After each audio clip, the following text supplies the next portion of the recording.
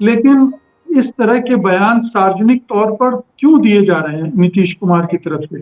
क्या वो अखिलेश के साथ जुगलबंदी कर रहे हैं, या ये लगातार, मतलब पहले भी एक दो बयान आए हैं, मैं जिक्र कर दूं उनका, राधा मोहन सिंह के साथ जो उन्होंने अपनी निकटता दिखाई थी कि वो तो हमारे बहुत करीबी मित्र हैं। फिर अभी एक किसी पब्लिक मीटिंग में उन्होंने राजद की ही छीछा लेदर कर दी। तो ये क्या, इसके पीछे क्या सोच है नीतीश कुमार की? डॉक्टर राकेश, आप इसका जवाब दे सकेंगे अगर ओंकारेश्वर जी डिस्कनेक्ट हो गए? देखिए मुकेश जी, पहले तो हमें प्राथमिक तौर पर यह समझना होगा कि वर्तमान समय में चुनौती क्या है।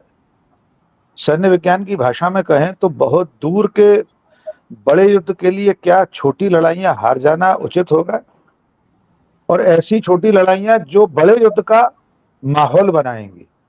2024 के अप्रैल मई में काफी दिन है अभी। हिंदी भारत के ये तीन बड़े राज्य, पूर्वोत्तर का मिजोरम और तेलंगाना, देखा जाए तो देश के तीन अलग अलग कोनों से संदेश देने वाले परिणाम हो सकते हैं ये। तो अगर कांग्रेस पार्टी प्राथमिकता पर इस वक्त नवंबर के विधानसभा चुनाव को रख रही है, तो मैं रणनीतिक रूप से, राजनीतिक रूप से इसे गलत नहीं मानता। कोई और भी पार्टी होती, अगर बीजेपी भी ऐसा कर रही होती, उसका कोई ऐसा गठबंधन होता, तब भी मैं यही कहता कि वो कुछ गलत नहीं कर रहे। आप सोचकर देखिए कि चलते चुनाव में अभी मतदान होना है 17 तारीख को मध्य प्रदेश में, फिर राजस्थान में होना है, छत्तीसगढ़ में होना है। क्या सचमुच इस वक्त लोकसभा चुनाव के सीटों के बंटवारे के लिए बैठ जाए कांग्रेस? क्या इंडिया नाम के गठबंधन के सारे दल इस वक्त कहीं एकजुट होकर बैठ जाएं और एक या दो दिन भी कांग्रेस पार्टी के जो राष्ट्रीय नेता हैं उनके उसमें अगर उलझ जाए, तो इससे क्या फायदा होने वाला है? कल से मध्य प्रदेश में हमलावर तरीके से कांग्रेस और बीजेपी के दोनों के बड़े नेता आने वाले हैं। नरेंद्र मोदी की अनगिनत सभाएं होने वाली है, राहुल, प्रियंका, खड़गे सब आने वाले हैं। तो मैं ऐसा मानता हूं कि अगर उस राजनीतिक दल का कार्यकर्ता नेता हम और आप में से भी कोई होता, तो वो भी लक्ष्य तो पहले विधानसभा चुनाव को ही रखता है ना।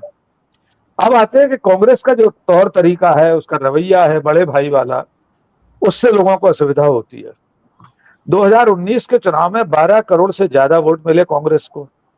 लोकसभा में सदस्यों की संख्या के आधार पर भी जो उसके घटक इस वक्त घटक दल हैं इंडिया नामक गठबंधन के, उनमें सबसे ज्यादा सीटें उसके पास हैं।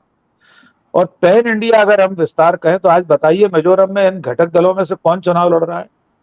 मध्य प्रदेश, छत्तीसगढ़, राजस्थान में जयंत चौधरी या अखिलेश यादव क्या सचमुच किसी इस स्थिति में है कि वे सौदेबाजी कर सके? उत्तर प्रदेश में उनका अधिकार है, निर्विवाद रूप से स्वीकार करना पड़ेगा। कांग्रेस जब टेबल पर उत्तर प्रदेश की सीटें रखेगी 80, तो उसे अखिलेश यादव और जयंत चौधरी की सुनना पड़ेगी, सुनना भी चाहिए। अभी मैं नीतीश कुमार पर भी एकदम संदेह नहीं करना चाहता, संदेह का लाभ उन्हें देना चाहता हूं। यद्यपि उनका अतीत ऐसा है कि जैसी बहे बयार पीठ तब तैसी कीजिए, तो अक्सर वे बयार के साथ अपनी पीठ करते रहे हैं। लेकिन अब निजाम बदल चुका है देश की राजनीति में। वे जानते हैं कि नरेंद्र मोदी के साथ जाने का मतलब है अपनी पार्टी को उस डायनासोर का ग्रास बन जाने देना। नीतीश कुमार को या क्षेत्रीय दलों को खुद को अगर बचाना है, तो उन्हें अपने अपने टापू सुरक्षित रखना पड़ेंगे। वरना जैसा कि जेपी नड्डा ने कहा था, बीजेपी तो सुनामी, उसमें सारे क्षेत्रीय दल खत्म हो जाएंगे। बिहार में ही कहकर आए थे जेपी नड्डा कि आने वाले कुछ सालों में सारे क्षेत्रीय दल खत्म हो जाएंगे। तो ऐसे समय में क्षेत्रीय दलों को अपना वजूद बचाकर रखना है, तो अपने अपने राज्यों में बने रहें लोकसभा चुनाव तक। फिलहाल उनके राज्यों में विधानसभा चुनाव में किस चुनाव होने वाला नहीं है मार्च अप्रैल मई से पहले। तो कांग्रेस अगर प्रायोरिटी पे, प्राथमिकता पर विधानसभा चुनाव को रखे है, तो मैं पत्रकारिता के और राजनीति के साधारण विद्यार्थी के नाते इसे अनुचित नहीं मानता।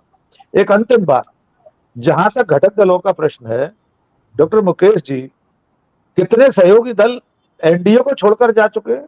नरेंद्र मोदी के राज में इस देश के एक छत्र नेता हैं, 2 बार से प्रधानमंत्री हैं, 2 बार से उनकी सरकार है केंद्र में।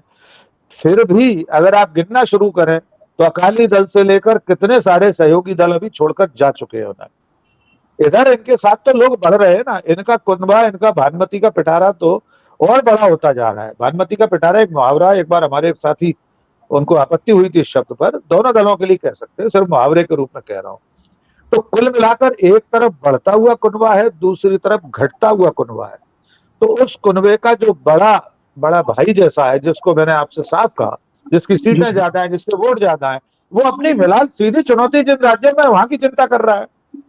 उससे निपटकर अगर वे काम नहीं करते इंडिया गठबंधन पर, तब बात होगी 3 दिसंबर के बाद। तब हम और आप भी कहेंगे, मल्लिकार्जुन खड़गे और राहुल गांधी से पूछेंगे कि भाई अप्रैल मई तो अब सामने खड़े हैं, उसकी तैयारी कब करोगे।